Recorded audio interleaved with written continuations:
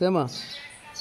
આ હું જે હું કહું શ્વાસ છોડવાની વાત છે, આ ઉલટ સમાયો સુલટમાં એ હું પણ ભાઈ કોને શાન કરીશ? બરાબર સુરતા ગઈ શૂન્યની માં એટલે હું બરાબર. એ કઈ ઘટના ઘટાડી? ઉલટ સમાય સુલટમાં હા જે સુરતા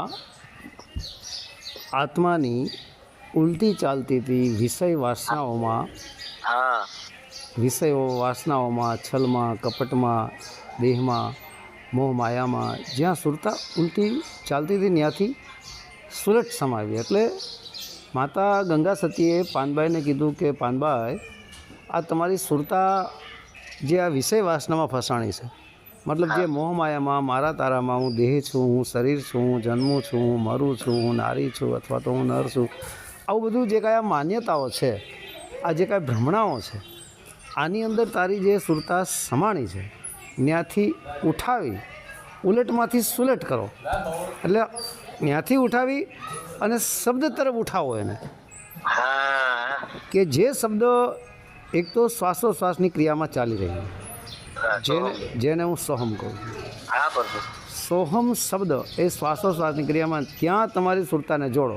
હવે ઉલટ સમાઈ સુલટમાં, ઉલટમાંથી સુલટ ક્યારે થાય? કે જે પ્રાણ અને અપાન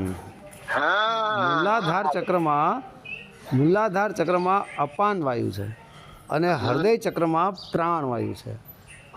આ પ્રાણ અને અપાન બે ભેગા થાય એટલે સોહમમાંથી હંસો થાય. આ ઉલટું થઈ ગયું. કુંડલીની ને ધડાકો બોલે. હા, ત્યાં પછી એ સુરતા ઉલટી થાય, ઉલટ સમાય સુલટમાં, પછી એ સુલટ સમાય, પછી એ ઉપર ચડે છે સુરતા. ઉપર ચડે એ સુરતા સોહમ શબ્દનો સહારો લઈ અને ઉપર તરફ આગળ વધે છે. આગળ વધતી વધતી ત્રિકુટી સ્થાનમાં આવે છે. ઈંગડા પિંગળાને સૂક્ષ્મણા જ્યાં કહેવાય કહી છે આપણે. ત્રિકુટી સ્થાનમાં આવે છે ત્યારે ડાબી ને જમણી નાડીને સમાન માત્રામાં કરવાની હોય છે. ત્યાં સમાન માત્રામાં થઈ જ જાય છે આપમેળે, બરાબર. બે ડાબી ને જમણી બેય સમાન થાય એટલે સૂક્ષ્મણાનું દ્વાર ખુલે. હવે અહીં તમે ડાબી નાડીને ચંદ્ર સમજો, જમણી નાડીને સૂર્ય સમજો. જેમ ડાબીને તમે ગંગા જમના સમજી લો, ડાબી જમણીને, એમ ચંદ્ર સૂર્ય બે નાડી સમજી લો. કારણ કે ડાબી નાડી ઠંડી છે, જમણી નાડી ગરમ છે, બરાબર. તમે સમજી લ્યો એટલે તમે ચંદ્રને રાત સમજો અને સૂર્યનો દિવસ સમજો. એવી રીતના સંધ્યા ટાણે એક બાજુથી ચંદ્રમાં બહાર નીકળતો હશે, એક તરફ સૂર્ય ડૂબતો હશે, બે સાથે થઈ જશે ને, બે સાથે થઈ જાય. એટલે આ છે ખરેખર બે નાડીઓ સમાન થઈ, દિવસ નહીં રાત નહીં. આને સંધ્યા કહેવાય છે. સંધ્યા સમયે દિવસે હોતો નથી, રાતે હોતી નથી, બરાબર. તો આ સંધ્યા થાય એટલે સૂક્ષ્મણાનું દ્વાર ખુલ્લું. સંધ્યા એ જ સૂક્ષ્મણા છે, એ જ સૂક્ષ્મણા નાડી છે. જ્યાં દિવસે નથી ને રાતે નથી, મતલબ ડાબી નાડી જમણી નાડી, ચંદ્ર સૂર્ય બે આંખો નથી, ડાબી જમણી નાડી નથી, એટલે સૂક્ષ્મણાનું દ્વાર ખુલ્લું. ત્યાં સુરતા પહોંચી, બરાબર. એટલે સંધ્યા સમયે ત્યાં સુરતા પહોંચી પછી સૂક્ષ્મણામાં સુરતા જ્યારે પ્રવેશ કરે છે ત્યારે ડાબી જમણી નાડી, ચંદ્ર સૂર્ય બે છૂટી જાય છે. કારણ કે દિવસ નથી રાત નથી ત્યાં, છૂટી જાય પછી ગઈ અંદર, બરાબર. એટલે છૂટી ગયું એટલે શ્વાસની ક્રિયામાંથી સુરતા અલગ થઈ ગઈ. એ તો ક્યારની થઈ ગઈ, બરાબર. શ્વાસ તો જો કે એની મેળે ચાલુ જ હોય, જ્યાં સુધી આત્મા શરીરમાં છે ત્યાં સુધી શ્વાસ તો ચાલુ જ રહેશે, બરાબર. પછી સુખણાનો માર્ગ પકડી અને સુરતા ઉપર ગઈ. જ્યારે સુખણામાં પ્રવેશ કર્યો એટલે ત્રિકુટી સ્થાન પણ છૂટી ગયું, જ્યાં આપણે ચાંદલો કરી. કારણ કે ઉપર ગઈ ને, પછી ઉપર ગયા, ત્રિકુટી છૂટી ગઈ. પછી ત્રિકુટી સુખણાનો માર્ગ પકડીને સુરતા બંકનાળમાં થઈને 10મા દ્વારમાં પહોંચે છે. બંકનાળની બજારે સુરતા નિશાને ચડી. હવે એ 10મા દ્વારે જ્યારે પહોંચી, બરાબર, ત્યારે 10મા દ્વારની અંદર પ્રવેશ કરી સુરતા અને પોતાના સ્વરૂપને એને ઓળખું. એ જ બ્રહ્મને અહીં આત્મા કહેવાય છે. ઘણા ઓડિયોમાં હું બોલી ચૂક્યો છું, બ્રહ્મ રંધ્ર જેને આપણે કહીએ છીએ. બ્રહ્મ એ જ આત્મા છે, રંધ્ર એટલે હોલ, કાણું થાય, બરાબર. પછી બ્રહ્મ સ્વરૂપ જે આત્મા છે, પ્રકાશ છે, એ બ્રહ્મ સ્વરૂપ પ્રકાશ સ્વરૂપ બની ત્યાં સોમ શબ્દ તો હોય જ છે સાથે. સોમ શબ્દની અંદર જ સુરતા છે, બરાબર. સુરતા સોમ શબ્દની અંદર જ છે.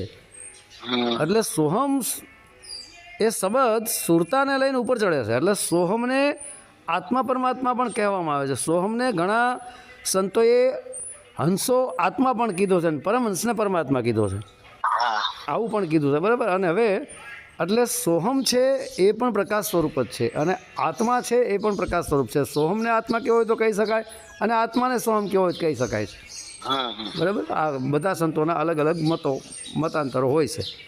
હવે પછી એ પોતાના સ્વરૂપને જ્યારે પ્રાપ્ત કરે છે ત્યારે પોતાના સ્વરૂપમાં આવે છે. પછી બ્રહ્મરંધ્ર જે હોલ કાણું જેને હું કહું છું એ સુરતા ત્યાંથી દેહથી વિદેહ થાય છે. એટલે માથામાં કોઈ કાણું કે હોલ ન સમજતા હો.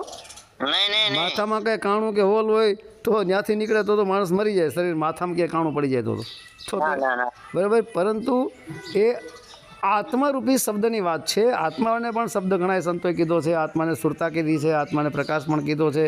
બરાબર. આત્માને સોહમ પણ કહી દીધો છે. પછી એ સુરતા સોહમ શબ્દરૂપી ગુરુનો, અહીં સોહમ શબ્દ ગુરુ છે, સુરતા શિષ્ય બને છે. બરાબર. હવે એ સુરતા જ્યારે સોહમ સ્વરૂપ બની જાય છે ત્યારે ગુરુ શિષ્યનો અંતર મટી જાય છે. ક્યાં ગુરુનો? દેહધારી ગુરુનો. બરાબર. પછી ત્યાં સોહમ શબ્દ પ્રગટ થાય છે. ત્યાં હમ રૂપી આત્મા શિષ્ય છે, સો રૂપી શબ્દ ગુરુ છે. એ પરમાત્મા છે. સો છે એ પરમાત્મા ગુરુ છે. આ જ આત્મા પરમાત્માનું મિલન પણ કહેવાય છે. હવે જ્યારે દેહથી વિદેહ થઈ સુરતા ત્યારે દેહથી વિદેહ સ્વરૂપ જે પરમાત્મા છે એને હું સર્વવ્યાપક કહું છું. પૂરું થઈ ગયું. બસ આટલું.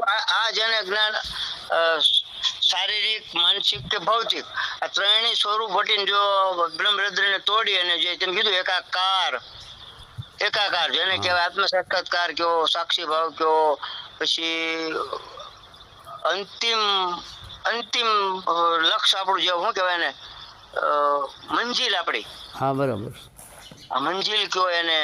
પછી આ વૈજ્ઞાનિક નથી પહોંચી શકતો. આજે આપણે વાત કરીએ ને અહીંયા વૈજ્ઞાનિક નો પહોંચી ત્યાં તો સંતોએ ના જ પાડી છે કે જ્ઞાની નથી પૂગી શકતો, વિજ્ઞાની ત્યાં ધ્યાની નથી પૂગી શકતો, ત્યાં ધ્યાને ઉડી જાય છે. અનુભવી હા કે છે ને કે થક ગયે ધ્યાની જ્ઞાની વિજ્ઞાની એસી અકથ કહાની. એ કથવામાં ન આવે. કહાની એટલે એ જે વાત છે એ કથવામાં ન આવે. કથણી બકણીથી તો એ ઉપર છે. પ્રત્યક્ષ જ્ઞાન થઈ જાય. પ્રત્યક્ષ. હા કથવામાં તો એ છે નહીં તો માણસો કથીને કહેશે કેમ? તો ઘણા લોકો કહે છે કે અમે આત્માનું ઓળખાણ કરાવીએ. તો શું ભાવ નથી? ત્રિકુટી વધે ને ત્યાં હું તો કહું સોમ ઉલટ સુલટ થાય ને કક્કો બારખડી પૂરા થઈ જાય. પછી તો પછી માણસ આત્માનો અનુભવ કઈ રીતે કરાવી શકે, આત્માની ઓળખાણ કઈ રીતે કરાવી શકે? બોલીને 52 અક્ષરથી તો થાય એવું નથી. હા પર ભરોસો સામે શિષ્ય અને ગુરુનો પૂર્ણ ભરોસો જેને હોય. હા હવે એ જે દેહથી વિદેહ જે અવસ્થા છે એ વિદેહ સ્વરૂપ જે છે એને હું પરમાત્મા કહું છું. દેહથી વિદેહ. હવે એ આત્માની સુરતા એ દેહથી વિદેહ જે પરમાત્મા છે એને પકડે છે. ત્યારે આત્માની સુરતા દેહથી વિદેહ થઈ એટલે આ સુરતા દેહમાંથી હટી અને વિદેહ થઈ ગઈ, પરમાત્મા સ્વરૂપ બની. હવે પરમાત્મા સ્વરૂપને પકડે છે તો ત્યાં પરમાત્મા સ્વરૂપ છે. પરમાત્મા પ્રેમ સ્વરૂપ છે, આનંદ સ્વરૂપ છે, સર્વવ્યાપક સ્વરૂપ છે.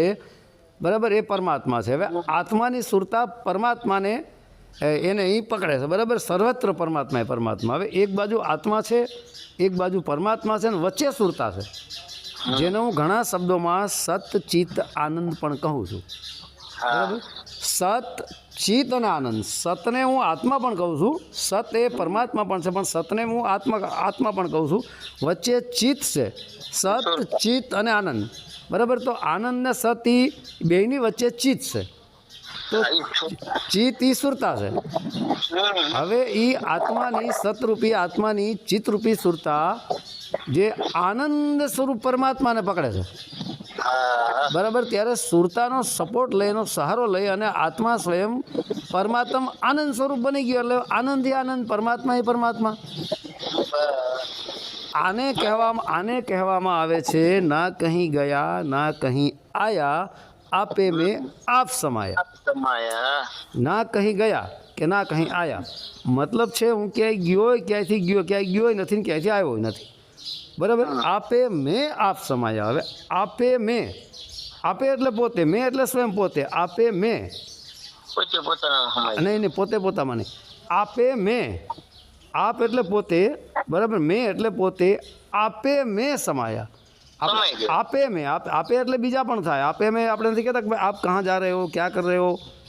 હા આપ हाँ आप, आपे में आप समाया. तो आपे में आप समाया मतलब आपे मैं खुद, बराबर. आप में समाया तो आप क्या ना किए છે કે આપે મેં આપ સમાયા. તો એ પરમાત્મા તરફ ઇશારો છે કે હું આત્મા આપે પોતે આપકે અંદર સમા ગયા, ના કहीं ગયા ના કहीं આયા. જ્યાંથી હું આવ્યો તો પરમાત્મામાંથી, ત્યાં હું પરમાત્મામાં પાછો સમાણો. પણ અહીંયા જતા જતા પવિત્રતાની કેટલી જરૂર પડે પ્રભુ? પવિત્રતામાં કોઈ કમી જ ન રહેવી પડે. બધી રીતની કચરો પવિત્રતા, હાલે અહીંયા? કાંઈ ન હાલે. લૌકિક રીતે પવિત્રતા હોવી પડે અને અલૌકિક રીતે પવિત્રતા હોવી પડે. હા ત્યાં તો કચરો બાદ કર્યા વગર તો હીરો ક્યાંથી હાથમાં આવે. હવે સાચું. તો આ કચરો તો બધે બાદ કરવો જ પડશે. તો આ રમેશભાઈ કહે છે ને જે તમને રમેશભાઈ, હવે આપણે જે રમેશભાઈ છે, હા બરાબર, હમ, હવે રમેશભાઈ ઘણા ટાઈમથી એવું કહે છે કે તમે હમ, અમને ઉપદેશ આપો, હા અમારા ગુરુ બનો. હા તો રમેશભાઈ એના ઘરે આવવાનું પણ કહે છે, અથવા તો એવું પણ કહે છે કે તમે જ્યાં આવો ત્યાં હું આવું, બરાબર. હા બરાબર. તો હું એક વાત કહું છું કે ભાઈ રહી વાત ગુરુ બનવાની, હમ, તો ગુરુ બનવું એટલે સામેવાળાને કોઈને એક શિષ્ય થઈ ગયો કહેવાય, બરાબર.